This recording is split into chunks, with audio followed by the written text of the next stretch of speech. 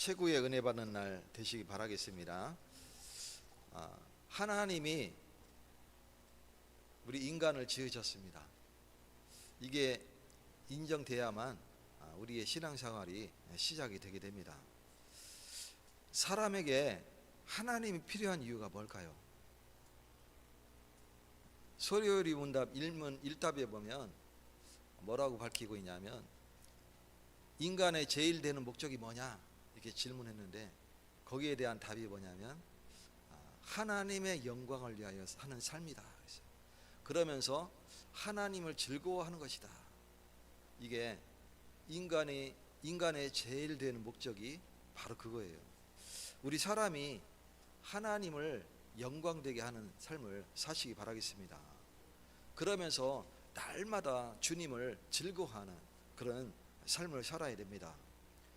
하나님은 사람을 창조하시되 하나님과 함께하도록 창조하셨어요. 하나님의 형상을 만들어서 형상대로 지으셔서, 그 얘기는 뭐냐면 영적인 존재로 만드셨다는 얘기죠. 그래서 하나님을 섬기도록 창조된 존재예요. 그런데 창세기 3장에 보면 우리 사람이 하나님 앞에 범죄하는 장면이 나오죠.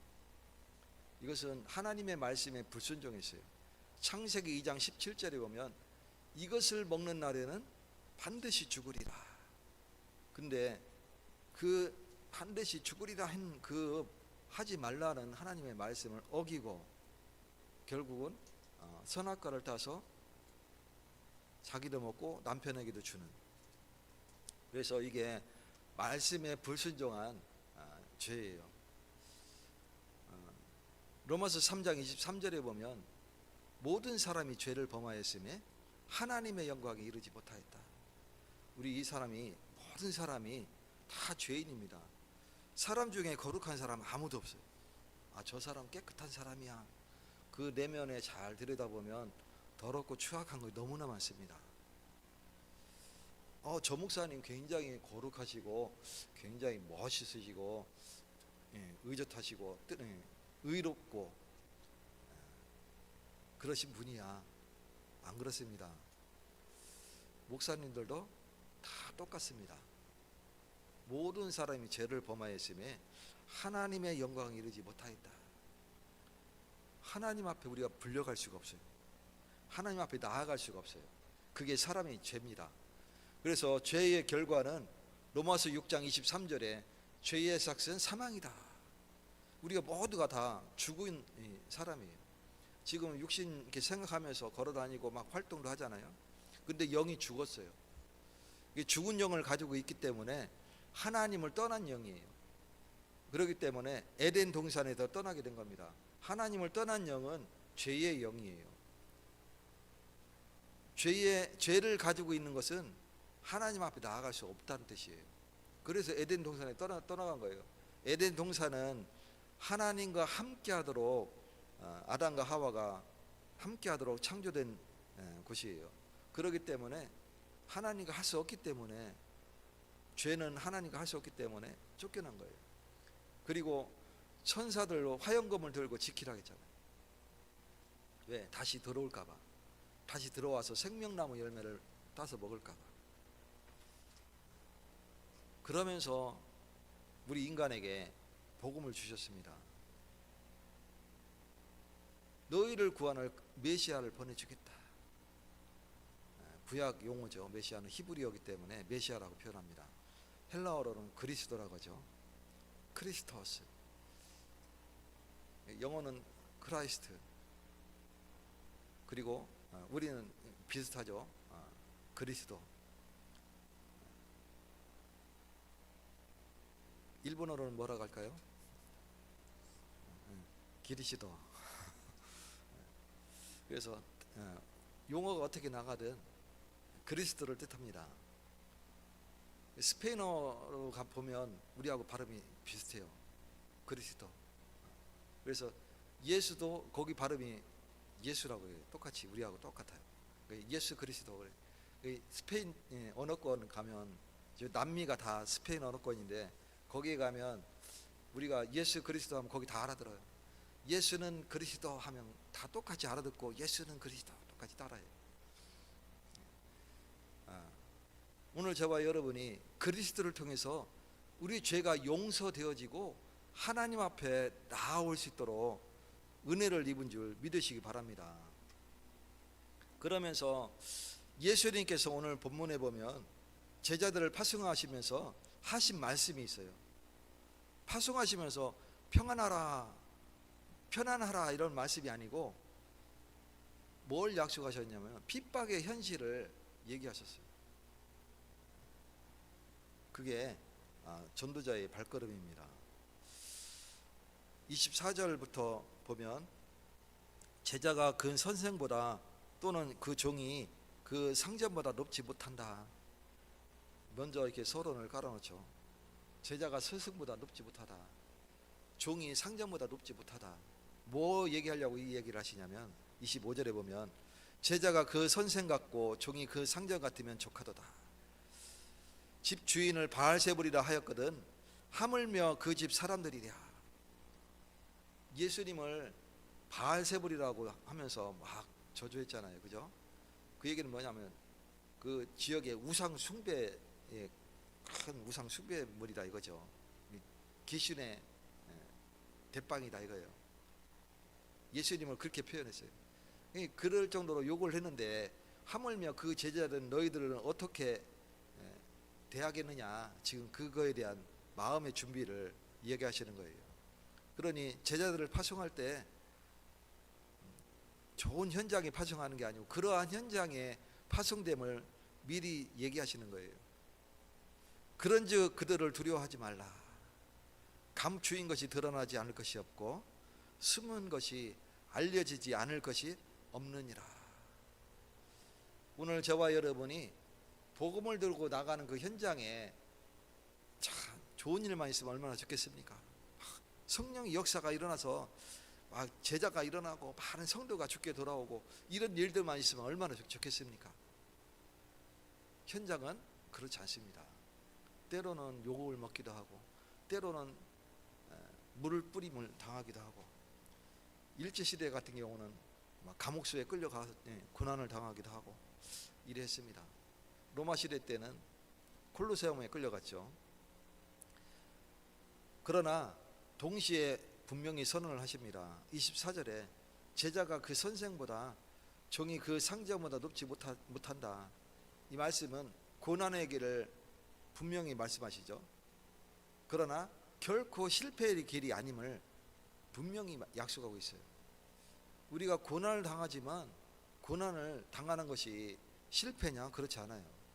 저와 여러분이 분명히 승리의 길임을 분명히 우리가 알고 가야 되겠습니다.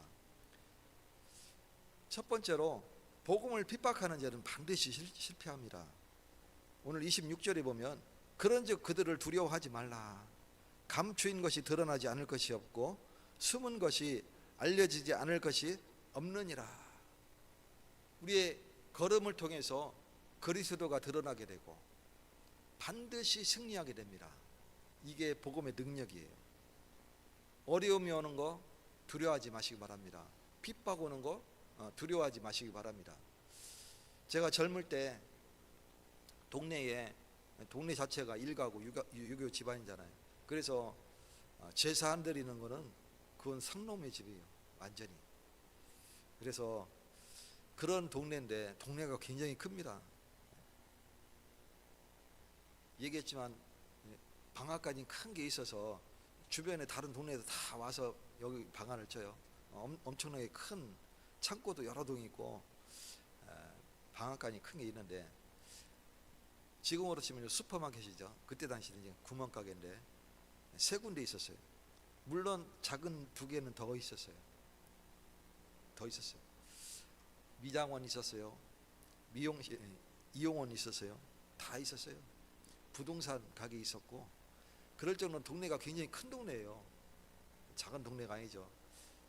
일제시대 때는 인력거꾼이 우리 큰 집 앞에 거기에 인력거꾼이 늘 있었대요. 그래서 뭐 타고 다니는 그런 동네 한마디로 대기하고 있다가 손님 타면 옮기는 그럴 정도인데, 그 상옥이라는 사람이 있어요. 촌수는 나한테는 아저씨 뻘인데 동네 형이에요. 그냥 형이라고 해요. 촌수로는 이제 아저씨 뻘이지만 형이에요. 이분이 신학을 했어요. 전도사 때 고향에 왔어요. 이제 다니러 온 거죠.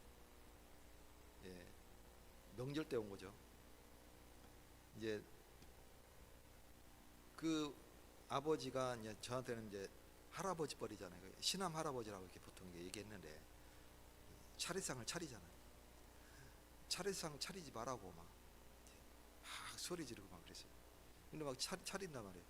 그러니까 이분이 이제 어떻게 했냐면 상을 막 둘러 엎었어요. 차례상을 둘러 엎었으니까 난리가 났잖아요. 그러면서 막 소리 지르면서 막 통곡을 했어요. 뭐 아무튼 저도 그냥 본 건 아니고 들은 얘기예요. 그래 하고 아버지가 그 장면을 보시고, 그렇게 그 신암 할아버지가 그거를 보고 처음에는 뭐 화도 났겠지만 장남이 저러고 있으니까 뭔가 생각이 좀 달라지셨나 봐요. 아무튼 그 뒤로 그 집안이 다 교회를 갔어요. 그래가지고 형제들 다 교회 가고, 다 흩어져 있지만 다 교회 다녀요. 그 부모 다 교회 다니고 독실한 신자로 변했어요. 나중에 우리 집이 교회 다니는 거 알고 그 신암 할머니가 귀하다고 막 한 날마다 찾아와가지고 막 이렇게 어머니 손 잡아주고 막 이랬던 기억이 있습니다. 우리가 정말 복음을 가지고 그 길을 걸어간다면 뭐가 따라오냐면 핍박이 따라와요. 안 그럴 것 같지만 핍박이 따라옵니다. 이 세상 사람들은 핍박을 당하는 거 보면서 복음 실패했다고 얘기합니다. 그러나 그건 실패가 아닙니다. 로마 콜로세움이 딱 세워졌어요. 로마가 대제국 아닙니까? 유럽과 아시아와 북아프리카를 지중해를 중심으로 이 통일한 국가가 로마 제국이에요. 물론 그 전에 헬라 제국이 있었고 또 그 이후에는 또 큰 나라들이 있었지만, 몽골 제국 같은 그런 나라들이 있었지만 아무튼 대제국이었어요. 그 로마가 예수 믿는 자들을 핍박했어요. 로마의 상징이 뭡니까? 바로 콜로세움이잖아요. 그죠? 그 콜로세움 원형 경기장에 그때 시대에 그런 게 있었다는 게 참 대단한데, 우리나라 집에 저기 상암 경기장 세워놓은 것 같은 거예요. 거기 콜로세움에 수많은 관중이 다 모여서 있을 때, 이제 물론 기독교인만 그런 건 아니겠지만 수많은 기독교인들이 잡혀와서 그 콜로세움에 던져지고 거기에 맹수가 풀리는 거예요. 근데 물론 이제 무서워서 도망가는 울부짖는 기독교인도 있었겠지만, 대부분의 기록상에 보면 대부분의 기독교인들이 도망가지 않고 무서워서 벌벌 떠는 것이 아니라 뭐 했냐면 대부분 기도하거나 찬송하거나, 몸이 찢겨지고 막 이러는데 소리 지르는 사람이 거의 없었다고 그래요.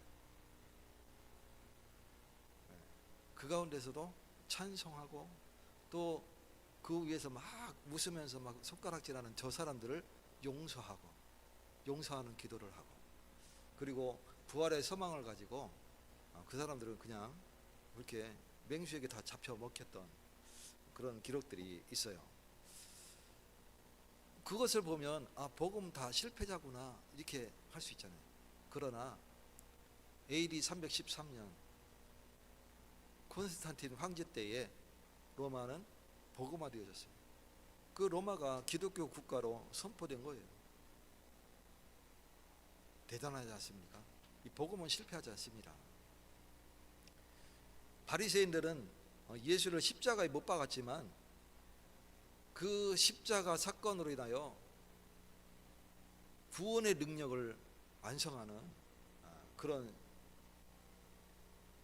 계기가 됐잖아요. 그죠? 그래서 십자가는 구원의 능력이 되는 겁니다.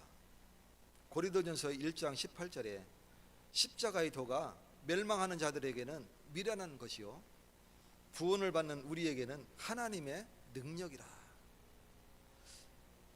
이 복음을 핍박하는 자들에게는 십자가의 도가 미련한 것 같이 보여요. 왜 저렇게 미련하게 예수 이름 부르짖으면서 순교하고 그러느냐. 예전에 영상을 하나 봤었는데 아프리카에 이제 한번 얘기한 적이 있는데 아프리카에 옛날 얘기가 아닙니다. 아프리카에 동네에 두 사람이 끌려와 있어요. 근데 그 중에 한 명은 목사님인 것 같고 뭐 한 분은 뭐 성도님인지 뭐 중직자인지 잘 모르겠어요. 다 아프리카 사람들이에요. 아마 한 나라 안에 기독교와 이슬람교가 섞여 있는 그런 데겠죠. 그러니까 이제 그런 현상이 벌어지는데 처음에는 그냥 이 사람들이 뭐 그냥 뭐 분위기상 보면 큰 뭐 사건은 아닌 것 같아요. 무릎 이제 앉혀 있고 무릎 꿇린 건 아니고 이렇게 앉혀 있고 나무들 쭉 있고 처음에는 매질로 막 이렇게 해요. 그러면서 불도 한번 짓는데 불도 약해. 뭐 이거 저거 타겠나 싶은 뭐. 근데 그러면서 휘처리로 한 번씩 막 이렇게 때리고 막 왔다 갔다 하면서 또 때리고 뭐 이렇게 그게 몇 분 지나가는데 갈수록 심해지는 거예요. 사람들은 빙 둘러 있고. 근데 이 두 사람은 도망가지도 않고 저항하지도 않았어요. 그러면서 기도하는 목소리인가? 뭐 그런 제스처가 나오는데 결국은 이제 엄청난 매질을 받고 또 이제 불에 타서 순교하는 장면이죠. 얼마든지 막 밀치고 도망갈 수도 있을 것 같은데 그렇게 막 촘촘히 막 사람들 막 가로막고 있는 건 아니었거든요. 근데 그런데 이 사람들은 그렇게 하지 않았어요. 그냥 그것을 그냥 받는 거죠. 그 자기 생명을 그냥 거부하지 않고 오히려 그들을 위해서 기도하는 그런 장면을 보게 됩니다. 로마는 교회를 박해했지만 결국은 로마가 복음화되어지고 이 복음은 온 땅에 확장되어지는 이런 응답을 누리게 됩니다. 사도행전 8장 1절부터 4절까지 보면 누가 나옵니까? 스데반 집사의 환난으로 인해서 온 유다로 흩어져요. 예루살렘에 있던 그 성도들이 온 유다로 흩어지는데 그 핍박으로 인해서. 근데 흩어지면서 이 사람들이 뭐 했냐면 그리스도 복음을 전했어요. 이 수많은 사람들이 예수의 이름을 듣고 회개하는 장면이 일어납니다. 그 중에 한 사람은 어디로 갔어요? 빌립이라는 이 집사는 사마리아 땅으로 갔어요. 유대인은 절대 들어가지 않는 땅. 그 위쪽으로 다메섹에 가도 사마리아 땅을 지나가서 가는 게 아니라 둘러서 갔어요. 그럴 정도로 사마리아 땅은 가지 않는 땅입니다. 왜? 혼혈족이니까. 근데 빌립 집사는 거기에 가서 복음을 전했어요. 그럴 정도로 이 복음은 확산되어지는 것을 보게 됩니다. 마태복음 10장 오늘 26절에 보면 감추인 것이 드러나지 않을 것이 없고 숨은 것이 알려지지 않을 것이 없느니라. 복음은 반드시 응답을 누리게 됩니다. 복음을 대적하는 자는 모든 시도는 하나님의 때에 반드시 드러나게 되고 심판받게 됩니다. 핍박하는 자를 용서하시기 바랍니다. 그러니 그 대가는 하나님이 치르십니다. 우리는 사랑하고 용서할 그런 권한이 있어요. 그래서 핍박자도 우리가 저 사람의 죄를 용서해달라고 하나님 앞에 기도하시기 바랍니다. 그리고 저 영혼을 불쌍히 여기라고. 그래서 저 영혼이 구원받을 수 있도록 주님의 은혜를 베풀어 달라고 우리가 기도할 수 있는 사람이 되어야 됩니다. 우리는 핍박하는 자의 끝은 승리가 아니라 반드시 실패하게 됩니다. 애굽이 그랬어요. 복음을 핍박하는 자 반드시 무너집니다. 또 바벨론이 그랬어요.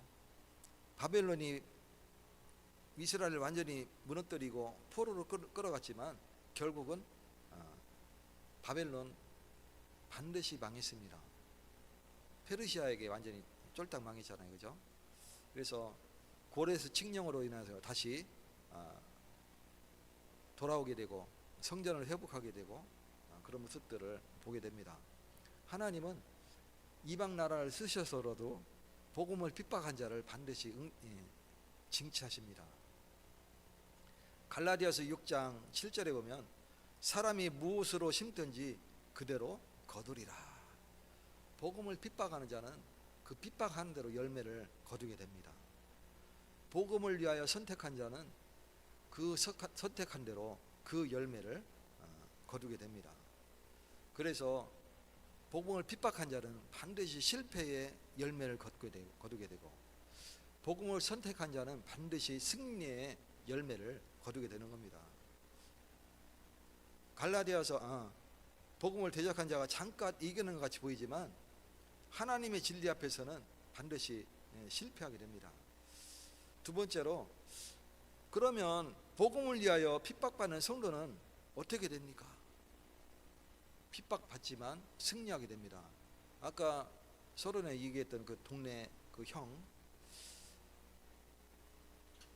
핍박받았지만 온 가정이 다 구원 얻는 이런 축복을 누리게 됐잖아요. 저희 가정도 비슷했는데 처음에 이제 예수를 믿는 온 가정이 다 믿게 됐어요.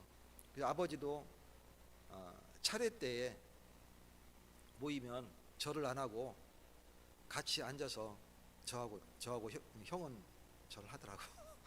같이 앉아서 기도했어요. 가문 사람들 다 모여서 막 절하는데 그 눈초리가 예사롭지 않은, 우리를 보는 그 눈초리가 결코 이쁜 눈초리가 아니죠. 그래서 핍박받는 그런 상황을 몇 번 겪었어요.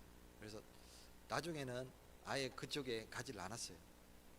차례 지낸다 하면 그냥 집에 있었어요.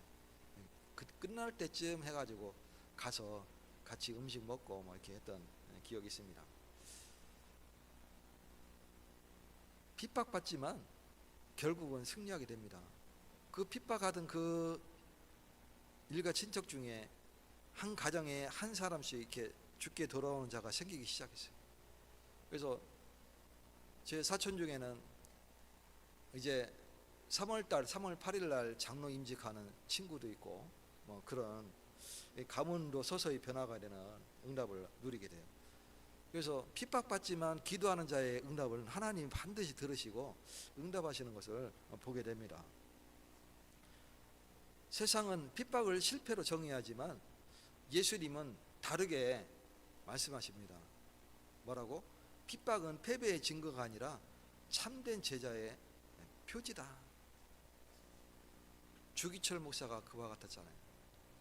일본 사람들 입장에서는 주기철 목사는 모든 고난 받고 모판을 걸어가고 모든 온몸이 다 망가지고 실패한 사람으로 여겼지만 사실은 복음 안에서 주기철 목사는 우리 자손들 대대로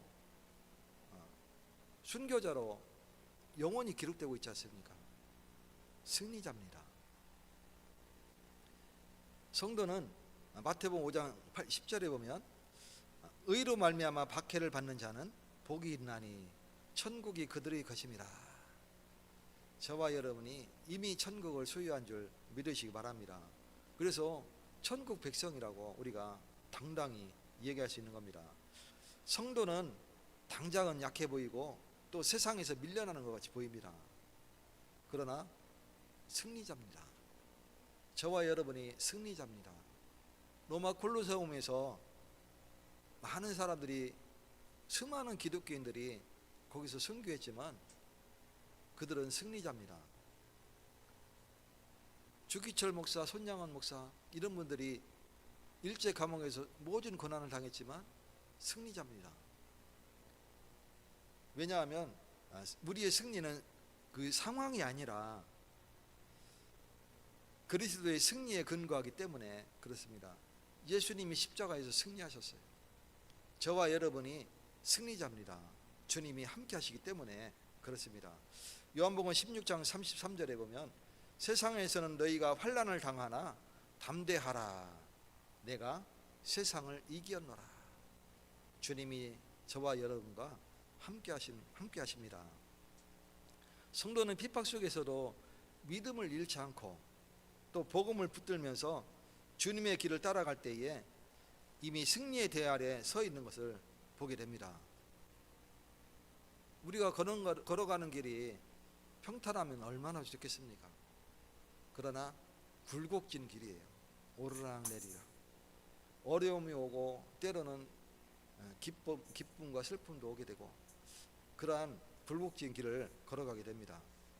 우리는 그 가운데서 일희일비하는 게 아니라 주님의 함께하는, 주님과 동행하는 그런 축복을 누리시고, 그리고 주님 길을 따라갈 때에 이미 승리의 대열에 내가 함께하고 있음을 누리시는 날 되시기 바랍니다. 로마서 8장 37절에 보면 그러나 이 모든 일에 우리의 사랑하시는 이로 말미암아 우리가 넉넉히 이기느니라. 성도의 승리는 환경이 아닙니다. 그리스도의 승리에 참여하는 데서 나오는 겁니다. 오늘 승리자의 음성을 들으시고 주님이 함께 하시는 비밀을 누리시기 바랍니다. 사막이나 해변에 보면 우리가 걸어가면 어떻게 돼요? 해변을 걸어가면 파도가 한번 왔다가 내려가면 발자국 없어져요. 희미해져요. 근데 또 한번 왔다 가면 사라집니다. 사막 걸어보셨어요? 저도 걸어보진 않았지만 바람이 많이 분다고 그래요. 사막에 걸어가면 처음에는 이제 발자국이 있겠죠. 근데 쭉 걸어가면 조금 있으면 그게 발자국 사라집니다. 왜? 바람 불고 모래 지형이 계속 변하니까 발자국 모래에 날려서 이제 덮여지게 되고 사라지게 됩니다. 그러나 내가 해변을 걸어가는데 발자국이 지워진다고 해서 내가 해변을 안 걸어가는 게 아니잖아요. 사막을 걸어가서 저 건너편으로 가는데 모진 고통의 시간을 지나면서 걸어갔지만 발자국이 지워졌다고 해서 내가 안 간 게 아니잖아요. 우리는 핍박과 고난이 있다는 것은 주님의 길을 내가 걸어가고 있다는 그 증거입니다. 실제로 내가 걷고 있다는 증거예요. 내가 모든 핍박과 환난이 온다면 내가 주님 길을 걸어가고 있는 증거구나. 확신하시기 바랍니다. 예수님도 그 길을 걸어가셨습니다. 주님이 고난의 길을 피해 가신 게 아니고 그 길을 걸어가셨습니다. 그리고 12사도들도 그 길을 걸어갔습니다. 12사도들 중에 순교 안 하는 제자가 한 명도 없습니다. 다 순교했습니다. 그리고 그 속사들과 또 교부시대의 교부들과 그 이후에 감독시대 때 모든 사람들이 다 고난을 당했습니다. 오늘도 우리가 그 길 위에 서 있습니다. 고난이 두려우십니까? 두려워하지 마시기 바랍니다. 다 이기신 주님이 지금 함께하고 계십니다. 그래서 주님이 27절에 보면 뭐라고 말씀하셨냐면 내가 너희에게 어두운 데서 이르는 것을 광명한 데서 말하며 너희가 귓속말로 듣는 것을 집 위에서 전파하라. 이 성경 구절 읽을 때 옛날 그 왕이 그때는 승하라 가지고 왕이 승하하면 그 뭐라 그러니까 왕을 섬기던 그 넷이 있잖아요. 상선이라고 하는데 이 상선이 좀 젊으면 괜찮은데 나이 드신 분도 있잖아요. 그죠? 왕이 늙어가면 상선도 똑같이 늙어가기 때문에 보통 왕세자 때 동궁에서 세자를 섬기던 내시가 젊은데 세자가 나이 들어가면 똑같이 나이 들어가잖아요. 이 사람이 왕이 되면 보통 그 사람을 상선으로 세웁니다. 그래서 똑같이 이제 늙어가는데, 그러면 이제 왕이 죽을 때쯤 되면 이 상선도 보통 나이가 많이 든단 말이에요. 이 노구를 이끌고 어디로 가냐면 그 궁의 지붕으로 올라가는 거예요. 지붕으로. 그 끄트머리 용마루에 앉아가지고 옷을 막 흔들리면서 막 이렇게 소리를 칩니다. 왕이 이제 돌아가셨다는 게 표시예요. 이 슬픔을 그렇게 표현을 하죠. 예전에는 뭔가 알리고 소리칠 때는 지붕 위에 올라갔어요. 실제 그런 일들이 많이 있었어요. 왜 그러냐면 땅바닥에 있으면 키가 비슷하기 때문에 잘 집중이 안 돼요. 근데 내가 높은 데로 가야 되니까 어디로 가냐면 지붕 위로 올라가는 겁니다. 그래서 지붕 위에 올라가서 사람들에게 막 이렇게 뭡니까? 사람들 이렇게 얘기하기도 하고 할 때 그렇게 하기도 하죠. 이거 마찬가지예요. 오늘 28절에 보면 27절에 보면 내가 너희에게 어두운 데서 이르는 것을 광명한 데서 말하며 너희가 귓속말을 듣는 것을 집 위에서 전파하라. 예전에는 너희들이 귓속말로 예수 그리스도 복음을 들었지만 그것을 이제 지붕 위에서 전파하라. 그 얘기죠. 오늘 저와 여러분이 복음을 전할 수 있는 전도자가 되시기 바랍니다. 27절이 중요한 말씀입니다. 그래서 복음은 처음엔 감추어진 것처럼 보이고 또 작은 수에게만은 들려지는 것 같지만 오히려 핍박 때문에 조용히 전해지게 됩니다. 로마에 핍박이 있었어요. 10명의 황제를 통해서 계속 얼마만큼의 핍박자가 있었습니까? 수많은 순교자가 있었어요. 일일이 셀 수 없을 정도로 어마어마한 인구가 로마에 핍박을 당하면서 순교를 했습니다. 근데 결국은 로마가 어떻게 됐어요? 복음화됐잖아요. 하나님의 때가 되면 반드시 공개적으로 선포되게 됩니다. 지금 가문을 위해서 간무복음을 위해서 기도하는 성도들이 있습니다. 어느 날 선포하는 때가 옵니다. 그러한 시간이 오게 됩니다. 십자가는 남들이 봤을 때에 수치처럼 보입니다. 그러나 영광이 됩니다. 사람이 죽어서 무덤으로 갇혔습니다. 끝처럼 보이지만 그게 부활의 출발점이 됩니다.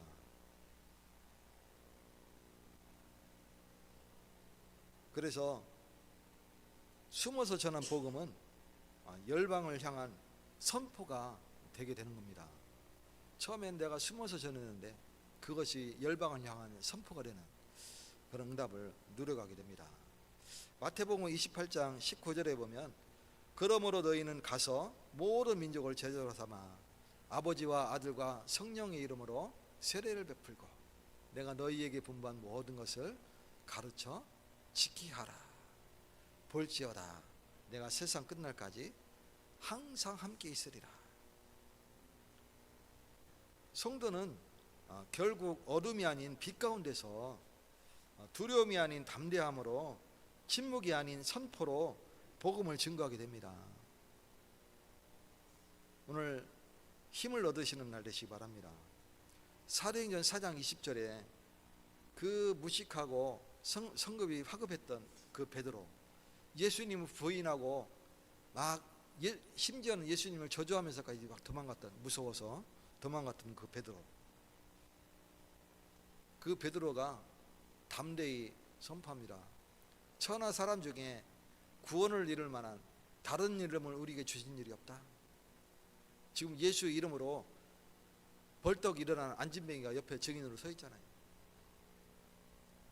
많은 사람들이 이게 도대체 무슨 일이냐, 대제사장은 예수의 이름 말하지 말라 했는데 왜 예수 이름을 말했느냐, 종교 법정을 세워놓고 지금 베드로를 꾸짖는 거예요. 그렇게 해서 죽이려고. 담대히 선포합니다. 천하 사람 중에 구원을 이룰 만한 다른 이름을 우리에게 주신 일이 없다. 그러면서 20절에 보면 우리는 보고 들은 것을 말하지 아니할 수 없다. 직접 보고 들었다. 예수님이 죽으시고 부활하신 걸 내가 보았다. 그리고 우리가 기도할 때에 성령이 우리에게 임하신 것을 우리가 보고 너희들도 보지 않았느냐. 그리고 지금 만진뱅이가 예수의 이름으로 일어나 서 있는 것을 지금 보지 않았느냐. 우리는 보고 들은 것을 말하지 않을 수 없다. 베드로는 지금 이야기하고 있습니다. 오늘 저와 여러분이 담대히 선포하시는 날 되시기 바랍니다. 빌립보서 2장 15절과 16절에 보면 너희가 세상에서 그들 가운데서 빛들로 나타내며 생명의 말씀을 밝히게 된다. 우리가 빛으로 드러나게 됩니다. 그리고 생명의 말씀을 밝히게 됩니다. 복음은 숨겨지기 위해서 주어진 것이 아니라 바로 때가 되면 반드시 선포되게 하기 위하여 우리에게 주어진 거예요. 우리가 나 혼자만 복음을 듣고 나 혼자만 조용히 구원받고 섬기려고 나에게 주어진 것이 아니라 반드시 나를 통해서 증거되게 하려고 주어진 것인 줄 믿으시기 바랍니다. 어둠 속에서 이 불꽃은 어떤 역할을 합니까? 주변을 환하게 밝히잖아요. 제가 어릴 때만 해도 등잔불이 있었어요. 그래서 전기불 들어오기 전에는 다 등잔불을 사용했는데, 그래서 등잔불은 그 초롱불이라고 하죠. 등잔불 요만한 그 사기 그 등잔불에 심지가 이렇게 해서 그 안에는 기름이 들어있고 불을 붙이면 그거 이제 등잣대 위에다 딱 올려놔요. 그러면 그거 밝혀놓고 뭐 합니까? 시보리라고 해서 옛날에는 아주머니들이 부업을 하는 게 있었어요. 일본 사람들 옷감 그 실로 이렇게 하는 거, 그거 무늬하는 거 있어요. 거의 다 집집마다 다 했었는데 우리 동네도 했어요. 그만큼 가난한 시절이었고 일본 사람들은 그런 거를 자기들이 안 하니까 이제 우리한테 일거리를 맡겨서 그걸 해서 이쁘게 꾸며 입고 이렇게 이랬던 시절이죠. 그런 시절에 이 등잔불 사용했었어요. 근데 그게 없으면 어떻게 돼요? 깜깜해요. 시골에 요즘은 뭐 여기저기 막 그 불이 전기불 켜지고 하는 게 밝지만 옛날에는요 진짜 깜깜했어요. 시골이 진짜 깜깜해요. 저녁에 이제 해 떨어지면 깜깜합니다. 거기에 방 안에 등잔불에 불 다 딱 켜면 어떻게 돼요? 방 안이 환해져요. 이 불씨는 어두운 데서 환하게 빛나게 됩니다. 세상이 죄악 가운데 있을 때에 저와 여러분이 그리스도 빛을 비출 때에 어떻게 돼요? 이 빛이 세상에 비치게 됩니다. 그러면서 드러나게 됩니다. 사랑하는 성도 여러분, 복음은 핍박받을 수는 있어도 결코 패배하지 않습니다. 복음을 핍박하는 자는 결국은 실패하고 또 복음으로 핍박받는 성도는 반드시 승리하게 됩니다. 하나님의 복음은 마침내 광명한 데서 선포하게 됩니다. 오늘 저와 여러분이 전도자로 서시기 바랍니다. 그러니 두려워하지 마시기 바랍니다. 그리고 침묵하지 마시기 바랍니다. 복음을 부끄러워하지 마시기 바랍니다. 로마서 1장 16절에 보면 이 복음은 모든 믿는 자에게 구원을 주시는 하나님의 능력이 됩니다. 반드시 승리하는 복음. 또 이 복음을 붙드는 자는 이미 승리한 사람임을 믿으시기를 예수 그리스도 이름으로 축원드립니다. 하나님 감사드립니다. 예수님이 십자가에 달려 죽으시기까지 우리를 사랑하셨은즉 우리가 이를 믿음으로 말미암아 우리의 모든 죄를 용서받고 주님이 죽은 자 가운데서 3일 만에 부활하심으로 말미암아 우리에게 부활의 새 소망을 주셨으니 오늘도 이 그리스도 복음을 들고 나아가는 자마다 성령께서 함께 하시고 온 땅에 예수 그리스도를 증거하는 전도자의 삶을 살아갈 수 있도록 축복되게 하여 주시옵소서. 예수 그리스도 이름으로 기도 올리옵나이다. 아멘.